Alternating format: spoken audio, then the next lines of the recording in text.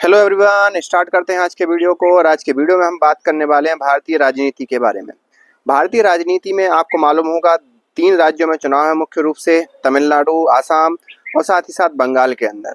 तो इन चुनावों की तैयारी जोरों शोरों से चल ही रही है। आपको मालूम होगा कि जो नेता या राजनेता जैसे वहाँ पर बिहार के अंदर जीते हैं या हमारे यूपी के मुख्यमंत्री हैं, वो तमिलनाडु जा रहे हैं। पश्चिम बंगाल तो अभी नहीं समझ में आया, लेकिन तमिलनाडु जा रहे हैं। आसाम में तो हेमंत बिश्वा शर्मा अकेले ही संभाल रहे हैं चीज़ों को, बट फिर भी वो जो चुनाव प्रचार है उसमें जाएंगे और चीज़ें आगे बढ़ेंगी।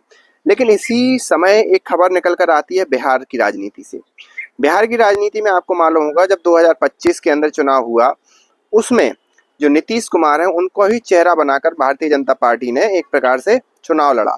और उस समय सीधी सी बात है, एक नीतीश कुमार को पार्टी का जो मुखिया बनाने का जो निर्णय था या उनका चेहरा बनाने का जो निर्णय था एनडीए अलायंस का या भारतीय जनता पार्टी का, वो बहुत कुछ हद तक सही था। क्योंकि आपको मालूम होगा आजकल के जो राजनीतिक चुनाव हो गए हैं या जितने भी चुनाव हो रहे हैं वो राजनीतिक पार्टियां फ्री की रेवड़ी बांट के कर रही हैं।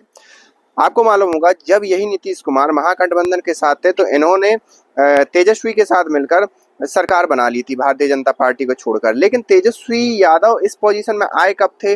उन्होंने कई नौकरियों का वादा कर दिया था कि भाई हर घर से हम सरकारी नौकर बना देंगे, सरकारी नौकरी बना देंगे। और बिहार जैसे गरीब राज्य में एक सरकारी नौकर होना एक अपने आप में राजा की तरह होना माना जाता है। इसलिए माना जाता है क्योंकि वहां पर कोई एक रेगुलर इनकम, ऐसे प्राइवेट सेक्टर की इनकम नहीं है जहां पर सरकारी नौकरी को उतना तवज्जो ना दिया जाए। लेकिन वहां पर सरकारी नौकरी एक रेगुलर इनकम का स्रोत मानी जाती है। और जब आपके पास एक रेगुलर नौकरी होती है, जॉब होती है, तो आपको बैंक भी पैसा दे देता है और कई चीज़ें आप मैनेज कर लेते हो। तो वहाँ पर बहुत इम्पोर्टेंट मतलब बहुत मायने रखती है। बिहार हुआ, उत्तर प्रदेश हुआ या मध्य प्रदेश हुआ, छत्तीसगढ़ हुआ, झारखंड हुआ, ये ऐसे राज्य जहाँ पर कोई प्राइवेट कंपनियों का इन्वेस्टमेंट नहीं है या जो आईटी सेक्टर नहीं है, स्पेशली अगर हम बात करें तो, या कॉरपोरेट सेक्टर नहीं है। तो तेजस्वी यादव ने जब घर घर नौकरी देने की बात कही तो उनको बहुत प्रचंड बहुमत मिला। और फिर बाद में उन्होंने नीतीश कुमार फिर उनके साथ चले गए, कुछ समय के लिए सरकार बनी, लेकिन फिर से वापस नीतीश कुमार वापस आ गए। कुछ उनके बीच जो भी मनमुटाव हुआ हो, क्योंकि लालू यादव चाह रहे थे कि नीतीश कुमार जी की जो कंधे पर गन रख के तेजस्वी को लॉन्च कर दिया जाए, तो वो पॉसिबल नहीं हो पाया। तो उस समय जब ये फ्री की रेवड़ी बांटी जा रही और इस प्रकार के वादे लोगों के द्वारा किए जा रहे थे, उस समय भारतीय जनता पार्टी ने नीतीश कुमार को चेहरा बनाना बहुत सही निर्णय था, क्योंकि उस समय उनके पास समय ज़्यादा कुछ था नहीं।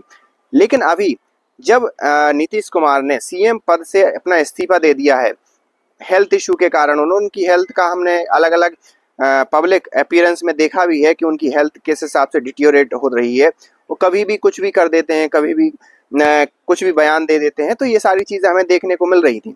तो उन्हें अभी राज्यसभा भेजा जा रहा है भारतीय जनता पार्टी या एनडीए की तरफ से।